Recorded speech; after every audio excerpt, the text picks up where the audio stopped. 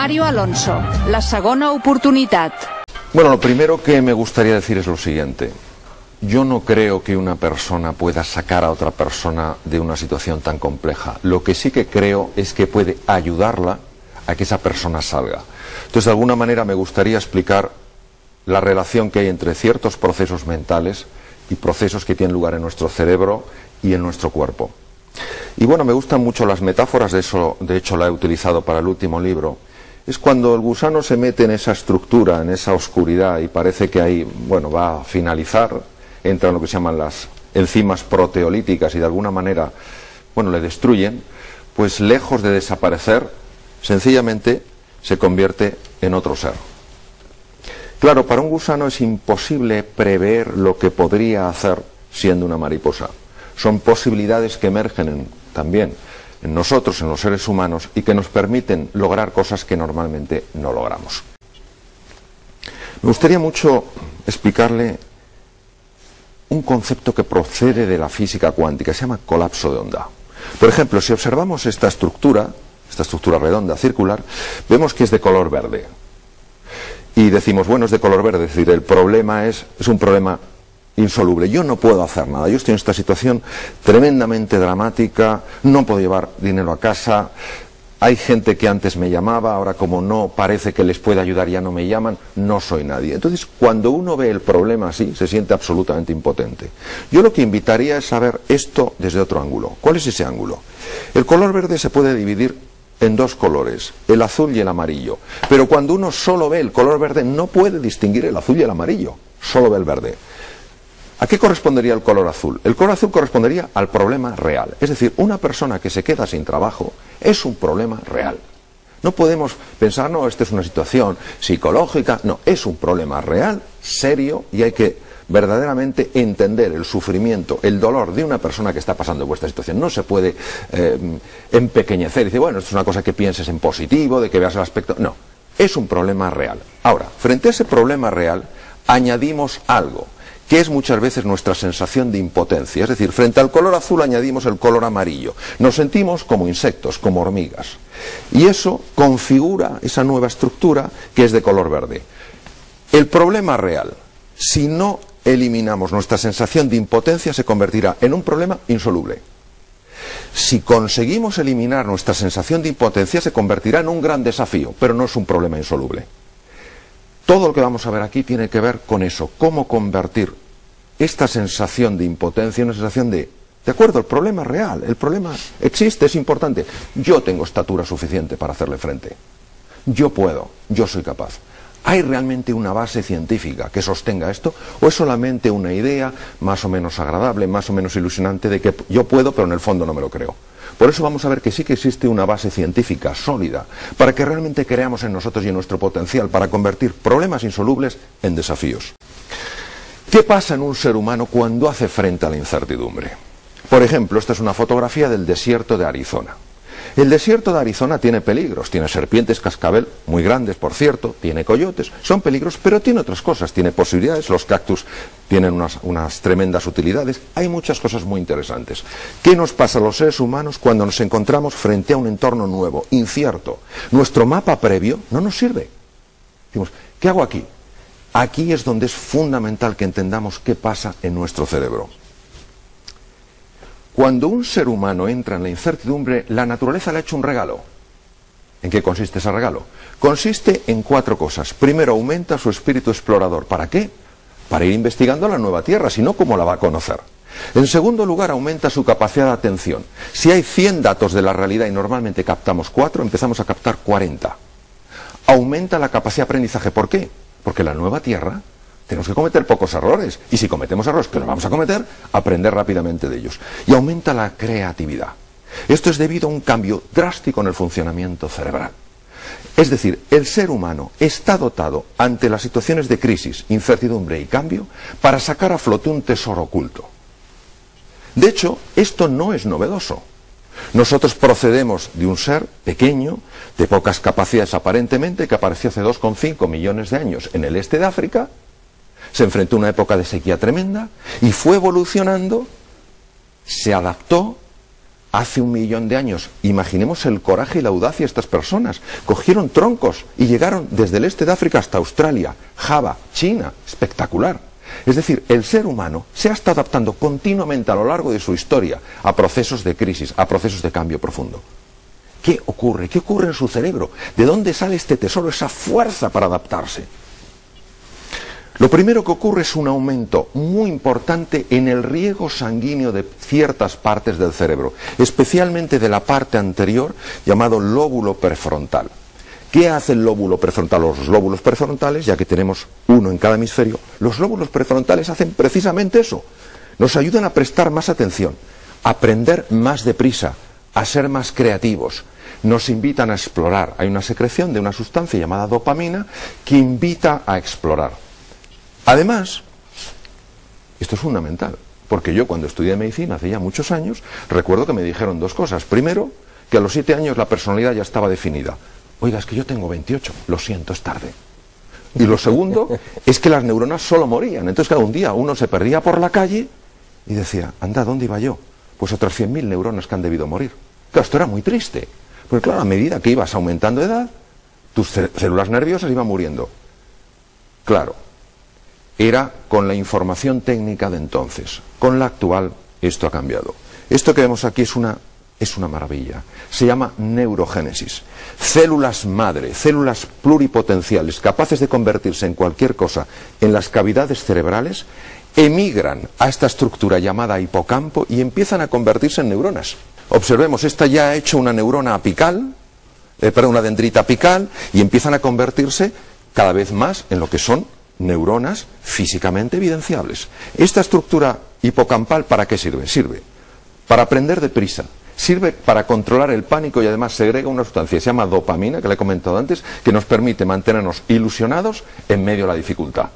Es decir, nuestro cerebro está preparado para la incertidumbre. Ahora, este es el modo o el mecanismo de adaptación. Tenemos otro, que es el de supervivencia. Frente a un tigre de Bengala, no tiene sentido empezar a ver si yo puedo negociar con el tigre. No tiene sentido empezar a buscar si hay 27 opciones. Empezar a analizar o a reflexionar. Hay que hacer otra cosa, porque si no, no sobrevivimos. En este caso ya no me interesa adaptarme, me interesa sobrevivir. Para sobrevivir tiene que producirse un cambio drástico en el funcionamiento del cerebro. Toda la corteza, esa parte arrugada, la razón por la que está arrugada es porque si no, no nos cabría en la cabeza el cerebro, extendido no nos cabría. Tiene que arrugarse para reducir su tamaño. Esa parte tan importante en el análisis, en la toma de decisiones, en la creatividad, no tiene sentido en la defensa contra un depredador. Pero sí tiene sentido una parte del cerebro mucho más profunda, que se llama sistema límbico. En griego limbo quiere decir anillo, como vemos aquí, y también quiere decir puerta a otra dimensión. Y especialmente una estructura en forma de almendra, viene del griego almendra, que se llama amígdala y que tenemos en los 2 lados. En ese momento, ante el depredador, la corteza cerebral dice, yo no soy la que aquí tengo que gobernar el proceso. Amígdala, sube y controla el proceso. ¿Qué hace la amígdala? La amígdala entra en lo que se llama un modo de alarma y empieza a poner en marcha mecanismos ancestrales que me dan al menos opciones para hacer frente al tigre. Claro, ¿qué 3 opciones ha encontrado la naturaleza? Pues ha encontrado 3. Claro, yo ante un tigre no puedo tener 33 opciones, porque es que no sobrevivo. Son 3, ataque, huida o bloqueo.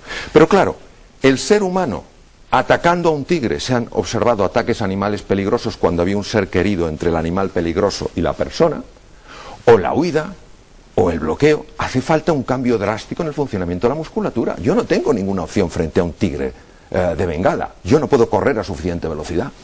Es curioso porque un amigo mío inglés me ha dicho hace poco, él viaja mucho a Australia, que ha visto en la televisión australiana que han detenido a un padre porque quería que su hijo fuera un gran nadador. Claro, el padre ha encontrado un sistema un poco peculiar para entrenar al hijo, le soltaba un caimán. Claro, el hijo usaba hasta las orejas para nadar. Claro, bien, al padre le interesaba más tener una medalla olímpica, aunque tuviera un hijo con un trauma de por vida, ¿no? Bien, es lo que a veces ocurre. ¿Qué pasa? Que tiene que ir mucha sangre a los músculos para que tengan una potencia brutal. ¿De dónde la sacan?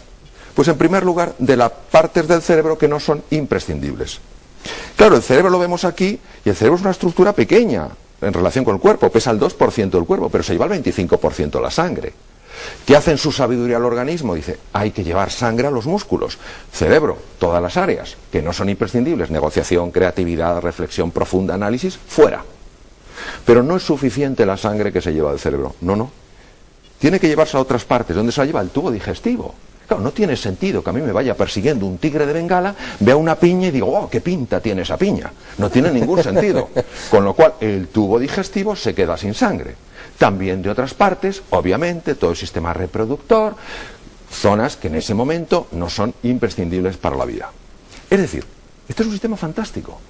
¿Por qué? Porque lleva la sangre donde es necesaria, a los músculos, y la quita de donde no es imprescindible. Hasta aquí no hay ningún problema. ¿Dónde está el problema? El problema está en que los mecanismos de supervivencia activados por la amígdala no solo se activan ante la presencia del tigre, ante la presencia del depredador, se sabe perfectamente que se activan frente a la amenaza mental. Es decir, cuando una persona ha perdido su trabajo y se siente no querido, porque ha podido trabajar extraordinariamente bien, esforzarse, no tiene ninguna culpa en lo que le ha pasado. Pero cuando esa persona empieza a sentirse aislada, ultrajada, abandonada, rechazada, sin darse cuenta está activando el mismo modo cerebral que ante el depredador. Empieza a ver que los demás le miran de otra manera, empieza a sentirse excluido, en parte se da cuenta, pero la mayor parte de estos procesos son inconscientes.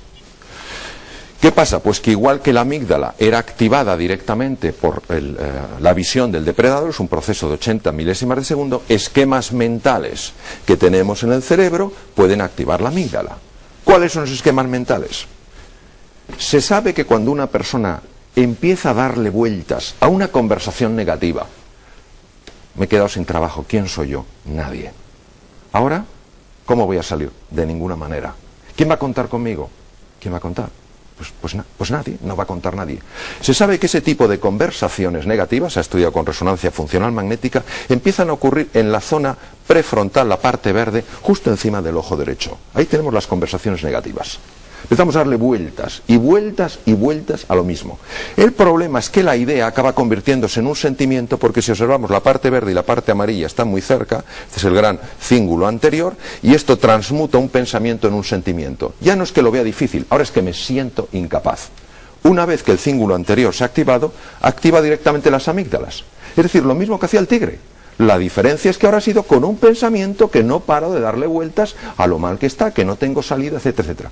Quiero que seamos conscientes del increíble poder que tiene el pensamiento para afectar al cerebro.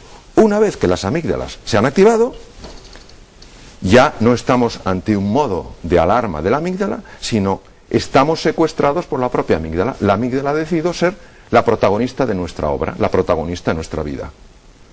Y no nos damos cuenta.